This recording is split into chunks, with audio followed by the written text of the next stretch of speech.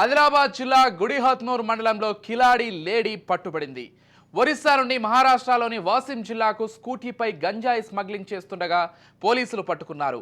గతంలో పొలంలో కూలీ పనిచేస్తూ మహిళ స్మగ్లర్గా మారిందని పోలీసులు వెల్లడించారు. మోహిని సంతోష్ ఠాక్రే అనే మహిళ కొన్నేళ్లుగా వాసింకు 600 కిలోమీటర్ల దూరం స్కూటీపై ప్రయాణించి గంజాయి సరఫరా చేస్తోందని పోలీసులు తెలిపారు. యాంటీ నార్కోటిక్ బ్యూరో సమాచారం మేరకు గుడిహత్నూర్ మండలం మాన్కాపూర్ గ్రామం వద్ద స్కూటీపై 28 కిలోల గంజాయితో సహా మహిళను పట్టుకున్నట్లు పోలీసులు వెల్లడించారు.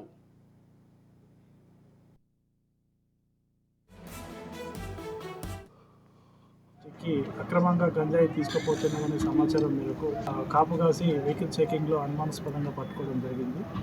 ఆ యొక్క లేడీని పంచుల సమక్షంలో విచారించగా ఆమె పేరు మోహిని సంతోష్ ఠాక్రే, వయసు 33 సంవత్సరాలు అని చెప్పేసి తెలిపింది. తను ఒడిశాలోని మల్కన్గిరి ప్రాంతంలో అర్జున్ అనే వ్యక్తి నుంచి గంజాయిని తక్కువ రేటుకు తీసుకొని మహారాష్ట్రలోని వాసిం జిల్లాలో తన తెలిసినటువంటి తనకు బాగా పరిచయం ఉన్నటువంటి నితిన్ అనే వ్యక్తికి ఎక్కువ రేటుకు అమ్మడం వల్ల సులభంగా డబ్బు సంపాదించాలనే ఆశతో సుమారుగా ఒక 28 కేజీల వరకు గాంజాను, ఎండు గాంజాను ఉన్నటువంటి బ్యాగ్లో తన యొక్క జూపిటర్ స్కూటీ మీద తీసుకొని రావడం జరుగుతుంది. ఈ సమయంలో గుడిహత్నూర్ ఎస్ఐ ఇమ్రాన్ మరియు టిఎస్ నాగోల సహకారంతో లేడీని అదుపులోకి తీసుకొని తీసుకొస్తున్నటువంటి గంజాయిని మరియు ఆ స్కూటీని, తన దగ్గర ఉన్నటువంటి 2 సెల్ ఫోన్లను కూడా సీజ్ చేయడం జరిగింది.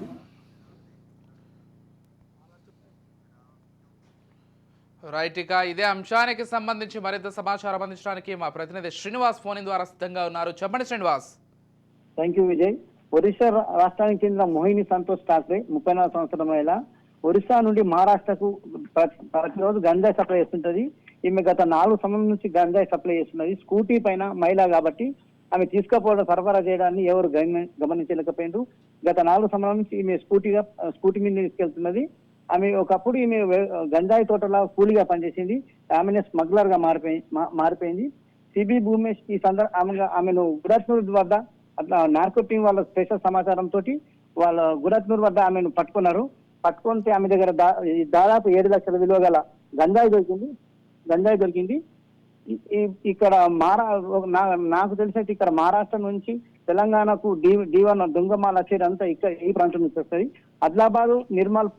ఆదిలాబాద్ జిల్లా, నిర్మల్ జిల్లా మొత్తం మహారాష్ట్ర బార్డర్ కాబట్టి ఇక్కడ సప్లై ఈజీ అవుతుందని చెప్పేసి ఇక్కడ నుంచి చేస్తుంటారు.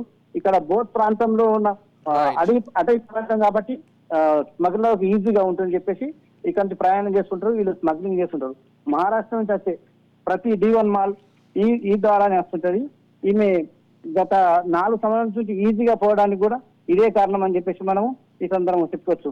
ఈ సందర్భంగా సిబి భీమేష్ ప్రెస్ మీట్ పెడుతూ గంజాయి పైన కానీ, డ్రగ్స్ కానీ ఎవరైనా తీసుకున్నా కానీ, సప్లై చేసినా కానీ కఠినంగా చర్యలు తీసుకుంటారని చెప్పేసి ఈ సందర్భంగా press meet. Thank you Srinivas.